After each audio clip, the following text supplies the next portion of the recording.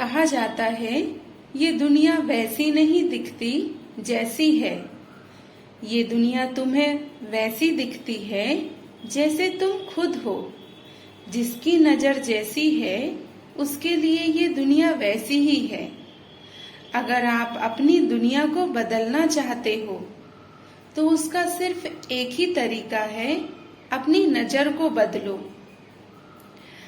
एक बार की बात है, एक बहुत बड़ा नेता एक साधु के एक छोटे से आश्रम में गया, क्योंकि उसने बहुत सुना था उस साधु के बारे में। और एक बार उसके मन में आया कि मैं जाकर देखता हूँ लोग उसकी तारीफ इतना क्यों करते हैं। तो नेता उसके आश्रम में गया। वहां पर देखा एक छोटा सा कमरा और कुछ लोग नीचे बैठे हुए थे और साधु जी भी नीचे बैठे हुए थे। कुछ सवाल जवाब चल रहा था। जैसे ही वो नेता अंदर गया, उसके साथ 4 बॉडीगार्ड भी थे और उसको ये आदत थी कि वो जहां भी जाता था लोग खड़े हो जाते थे, अपनी जगह से उठ करके सर झुका करके उसको प्रणाम करते थे। लेकिन यहाँ पर कुछ भी नहीं हुआ।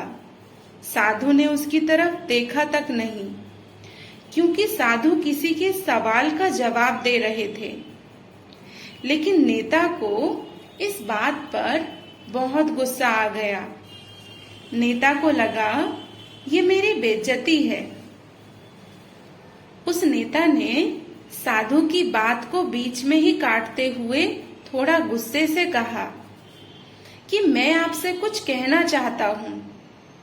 साधु ने उसकी तरफ देखा और बोले, आप थोड़ी देर रुकिए, पहले इनके सवाल का जवाब दे दूं, उसके बाद मैं आपसे बात करूं। तब तक अगर आप चाहें तो बैठ सकते हैं। साधु को इतना कहने की देर थी, नेता का चेहरा गुस्से से लाल हो गया। फिर उसने सारा गुस्सा उस साधु पे निकाल दिया। अभी तक तो वो नेता साधु से तमीज से बात कर रहा था, आप कहकर बात कर रहा था। अब वो तू-ता में उतर गया। नेता ने साधु से कहा, तुझे पता है मैं कौन हूँ और तू किससे बात कर रहा है? साधु ने उसकी तरफ देखा और कहा, इससे मुझे कोई फर्क नहीं पड़ता आप कौन हैं, लेकिन आप चाहते हैं मैं आपके सवाल का जवाब दूं या आपसे बात करूं तो आपको रुकना पड़ेगा। साधु के ये कहते ही नेता गुस्से से पागल हो गया और वहीं सबके सामने चीखने चिल्लाने लगा, अब मैं तुझे तेरी असली औकात याद दिलाता हूँ। नेता ने कहा, तुझे पता भी है मैं तेरे बारे में क्या सोचता हूँ? साधु ने देखते हुए कहा कि मुझे इससे कोई फर्क नहीं पड़ता कि आप मेरे बारे में क्या सोचते हैं। आप जो चाहें मेरे बारे में सोच सकते हैं। नेता ने कहा, तू सुनना चाहता है या नहीं? मैं तुझे बताऊंगा सबके सामने यहाँ ही कि मैं तेरे बारे में क्या सोचता हूँ। तू एक बहुत ही घटिया इंसान है। तू कोई साधु नहीं है, पाखंडी है और यहाँ जितने भी लोग बैठे हुए हैं सबको पाखंडी बना रहा है। तेरा बस एक ही मकसद है, इन लोगों के बीच में जितना भी पैसा है वो सब तेरी जेब में आ जाए। तो अपने फायदे के लिए इनका इस्तेमाल कर रहा है और अब मैं तुझे नहीं छोड़ने वाला, तेरा पर्दा फाश करके रहूंगा पूरी दुनिया के सामने। लेकिन उसके इतना बोलने के बाद भी साधु के चेहरे में हल्की सी मुस्कान बनी रही। ये देखकर नेता और ही ज्यादा तिलमिला गया।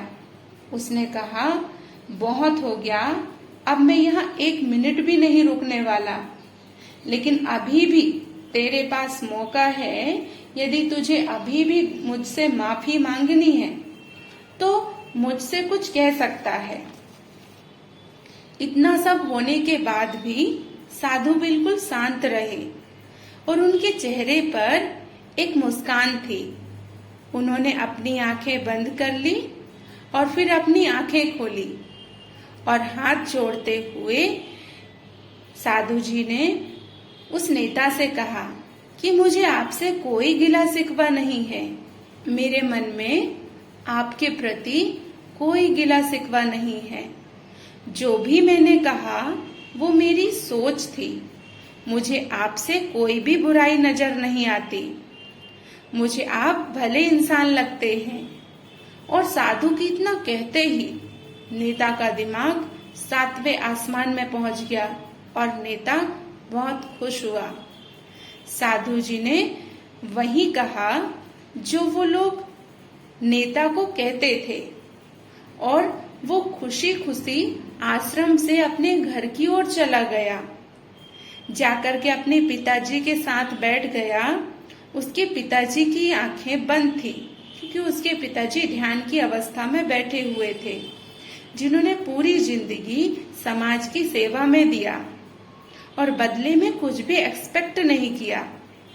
थोड़ी देर बाद उन्होंने अपनी आंखें खोली और देखा अपने बेटे को, तो उनके बेटे के चेहरे पर एक अजीब सी खुशी थी जो आज से पहले कभी नहीं देखी थी।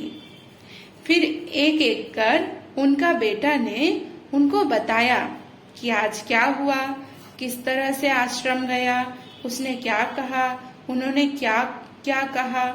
जब इनके पिताजी ने पूरी बात सुनी और थोड़ा सा मुस्कुराए और बोले, उन्होंने तुम्हारी तारीफ नहीं करी क्योंकि उन्होंने वो नहीं कहा जो तुम हो।